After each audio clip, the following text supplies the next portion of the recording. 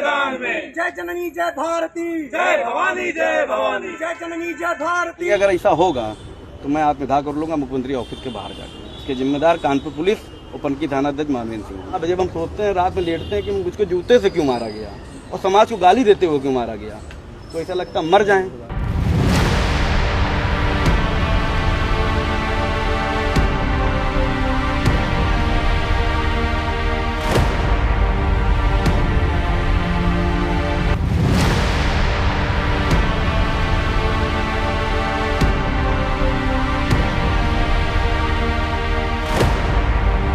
उत्तर प्रदेश में कानून व्यवस्था या सुरक्षा व्यवस्था को लेकर मजाक बना हुआ और रक्षक ही भक्षक बने बैठे हैं। यूपी में अधिकतर आप ये खबरें सुनते होंगे कि आज दलितों के साथ ऐसा हुआ, आज दलितों के साथ वैसा हुआ, मुसलमानों को ये कर दिया गया और मुसलमानों को वो कर दिया गया। लेकिन आज मैं आपके सामने जो खबर लेकर आया हूं उसने सबको चौंका दिया है। अखिलेश यादव के सामने फूट फूट कर रोया एक ब्राह्मण युवक। बोला इंस्पेक्टर ने जूतों से मारा, ब्राह्मण समाज को गालियां दी। ब्राह्मण समाज का युवक सत्यम त्रिवेदी बोला पनकी इंस्पेक्टर ने मुझे जूतों से मारा, मेरे गाल पर आज भी निशान है। उसने ब्राह्मण समाज को भद्दी भद्दी गालियां दी। मैं 25 दिन से लगातार परेशान रहा, जब कहीं जाकर मेरी सुनवाई हुई। सोशल मीडिया पर अपना दर्द बयां किया। 4 माह से थाना अध्यक्ष मुझे धमकी दे रहा है, कह रहा है कि जिंदगी खराब कर दूंगा, हिस्ट्री सीटर बना दूंगा। अखिलेश यादव के सामने कानपुर का सत्यम त्रिवेदी रोने लगा और कहने लगा क्या यूपी में ब्राह्मण होना गुनाह है। तो दोस्तों नमस्कार, मैं इरशाद अली और आप देख रहे हैं यूपी 76 न्यूज, खबर हमारी दुनिया तक। बस आपसे एक ही निवेदन है, यदि आप फेसबुक पर देख रहे हैं तो फॉलो करें और यदि यूट्यूब पर देख रहे हैं तो चैनल को सब्सक्राइब करके घंटी वाला बटन जरूर दबाएं।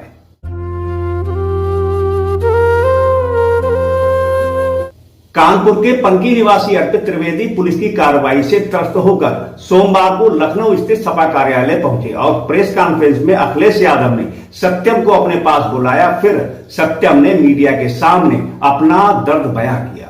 सत्यम ने बताया कि 25 अप्रैल को मेरा पड़ोसी से पानी की नाली को लेकर विवाद हो गया। शिकायत करने पनकी थाना पहुंचा, दूसरे पक्ष को भी बुलाया गया। सत्यम ने आरोप लगाया कि इंस्पेक्टर मानवेंद्र सिंह ने एक पक्ष को कुर्सी पर बैठाया जबकि मुझे जमीन पर बैठाया। फिर मेरे चेहरे पर जूते मारे, मुझे और ब्राह्मण समाज को गालियां दी। जिसके बाद अखिलेश ने रो रहे सत्यम को चुप कराया और अखिलेश यादव ने कहा कि अगर जनता को न्याय दिलाने वाली संस्था ही अन्याय करने लगेगी तो प्रदेश में अराजकता का माहौल बनेगा। सत्यम जैसे युवाओं के साथ हुए अत्याचार को बर्दाश्त नहीं किया जाएगा। दोषियों के खिलाफ कार्रवाई होनी चाहिए।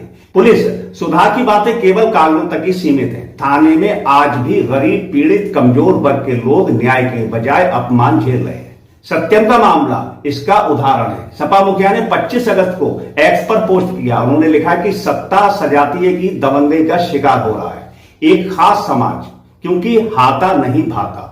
उधर कानपुर में राष्ट्रीय श्रवण परिषद के राष्ट्रीय अध्यक्ष पंकज बरैया ने विभागीय अधिकारियों से कई बार वार्तालाप की। परिषद का आरोप है कि सक्षम अधिकारियों ने शिकायत को गंभीरता से नहीं लिया, जबकि गुमराह करने की कोशिश की गई। वहीं क्षेत्राधिकारी स्तर पर जांच का हवाला देकर कार्रवाई को टाल दिया गया। बच्चे बैठाल के हमको जूता उतारा और 20-25 जूता चेहरे पे मारे, जो कि दाग आज भी मेरा ये बना है, देखिए। और ब्राह्मण समाज को गाली बोले, तुम ज्यादा ब्राह्मणगिरी दिखाते हो, ज्यादा पोस्ट शेयर करते हो, तुम्हारा जीवन बर्बाद कर देंगे, तुमको हम बर्बाद कर देंगे, तुम्हारे परिवार सहित। उसके बाद लगातार इन्होंने मेरे खिलाफ षड्यंत्र रचा। आज से हफ्ते भर पहले उन्होंने थाने मुझको मेरे पिताजी के साथ बुलाया। उन्होंने बोला कि हम पश्चाताप कर सकते हैं। अच्छा सर, ये बताइए कि कोई जूते से मार खाने के बाद पश्चाताप कर लेगा? वो व्यक्ति समाज में गा रहा है, मैं इतना डिप्रेशन में हूँ। मैंने सारे अधिकारी के पास गए, अभी तक 4 महीने हो गए, कोई कार्रवाई नहीं हुई। और आगे अगर ऐसा होगा तो मैं आत्मदाह कर लूंगा मुख्यमंत्री ऑफिस के बाहर जाकर। इसके जिम्मेदार कानपुर पुलिस और पनकी थाना अध्यक्ष मानवेंद्र सिंह। कुछ आरोप भी लगे थे आपके? क्या? हाँ, आरोप भी लगे थे।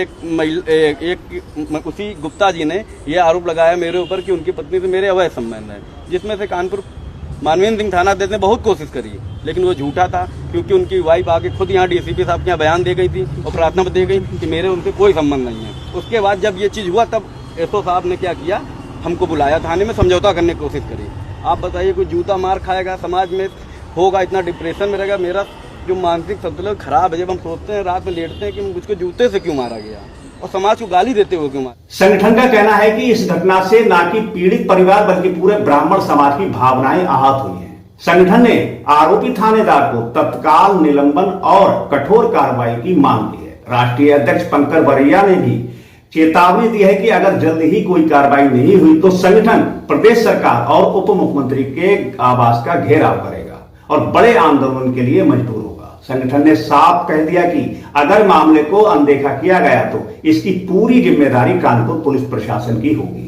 आज के युवक सत्यम त्रिवेदी पर एक बार दो बार नहीं 25-25 बार जूते से वार किया गया, प्राण घातक हमला किया गया, लेकिन उसके बावजूद भी 4 महीने बीत गए, कार्रवाई नहीं हुई। लगातार सवर्ण परिषद ने इस मामले पर संज्ञान लिया, सवर्ण परिषद ने बातचीत करने की कोशिश की, लेकिन उसके बावजूद भी लगातार प्रशासन उसे बचाता रहा। आप सोचिए, ये जूता जो सत्यम त्रिवेदी के मुंह पर पनकी थानेदार के द्वारा मारा गया है, ये सिर्फ सवर्णों के पूरे सवर्ण समाज पर ये जूता पनकी थानेदार ने मारा है। और इस जूते को मारकर उन्होंने ये औकात बताई है कि जब भी सवर्ण अपनी आवाज को उठाएंगे, जब भी सवर्ण अपनी आवाज को बुलंद करेंगे, उनकी आवाज को दबाने की पुरजोर कवायद ऐसे ही की जाएगी। और ये जो सम्मान के खिलाफ पूरे समाज का सम्मान पनकी थानेदार के द्वारा खराब किया गया है, इसको लेकर आज हम अपनी बात रखने कमिश्नर साहब के पास आए हैं और हम इस बात का विनम्र निवेदन करते हैं कानपुर की सरजमी से कि हमारे इस ज्ञापन को स्वीकार करते हुए पनकी थानेदार पर कार्रवाई की जाए, अन्यथा इस बड़े भविष्य में होने वाले बड़े आंदोलन का जिम्मेदार कानपुर पुलिस होगी। बता दें कि पीड़ित पक्ष का कहना है कि उनके साथ थाने में जो व्यवहार किया गया उससे वह मानसिक रूप से प्रताड़ित है। सब तरफ शिकायत के बाद भी आरोपी इंस्पेक्टर पर कोई कार्रवाई नहीं हुई। पीड़ित ने कहा कि यदि कार्रवाई नहीं हुई तो वह उप मुख्यमंत्री के आवास तक जाएंगे और कहा कि वो वहीं पर अपनी जीवन लीला भी समाप्त कर लेंगे और इसकी पूरी जिम्मेदारी कानपुर पुलिस की होगी। तो चलिए आपको पूरा मामला बताते हैं। दरअसल कुछ महीने पहले एक व्यक्ति ने पीड़ित पक्ष के ऊपर अपनी पत्नी के साथ अवैध संबंध होने का आरोप लगाया था। महिला ने डीसीपी के सामने बयान देकर इसका खंडन भी किया था। इस मामले में पीड़ित सत्यम ही सही साबित हुआ कि पुलिस ने प्रताड़ना से इतना प्रताड़ित किया कि पीड़ित बोल ही नहीं पा रहा। लेकिन सत्यम के सपा मुखिया से मिलने के बाद अब इस मामले ने और तूल पकड़ लिया है और समाजवादी पार्टी ने वीडियो को सोशल मीडिया पर शेयर कर योगी सरकार पर जमकर हमला बोला है। और अब इस मामले में डीसीपी दिनेश त्रिपाठी का क्या कुछ कहना है, आइए उसे भी सुन लेते हैं। उसकी नामौजूदगी में आने जाने की शिकायत के कारण दिनांक 25/4/2025 को दोनों पक्षों के मध्य मारपीट हुई थी, जिस पर दोनों पक्षों के विरुद्ध थाना पनकी में 170 बीएनएस की कार्रवाई की गई थी। सत्यम त्रिवेदी द्वारा प्रथम पक्ष के साथ दोबारा मारपीट की गई, जिसमें प्रथम पक्ष के हाथ में फ्रैक्चर हुआ था। प्रथम पक्ष का कहना है कि सत्यम त्रिवेदी उसकी पत्नी के साथ संबंध बनाने का प्रयास करता रहता है।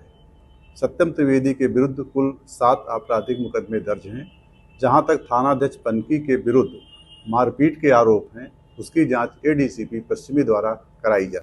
दोस्तों, उत्तर प्रदेश के अलग अलग जगहों से जाति के उत्पीड़न, संघर्ष की तरह तरह की खबरें आती रहती हैं। दलितों पर अत्याचार होते हैं, मुस्लिमों का उत्पीड़न होता है, ब्राह्मणों का अपमान किया जाता है। आखिर ये कब तक चलेगा? क्या राज्य सरकार इस पर अंकुश लगाएगी या फिर हम इसी प्रकार की खबरें आपसे साझा करते रहेंगे? इस खबर को लेकर आपकी जो भी प्रतिक्रिया है आप हमें कमेंट बॉक्स में जरूर दें और देखते रहें यूपी 76 न्यूज़, क्योंकि खबर हमारी दुनिया तक। और हम जल्द लौटेंगे किसी दूसरी खबर में। तब तक के लिए जय हिंद।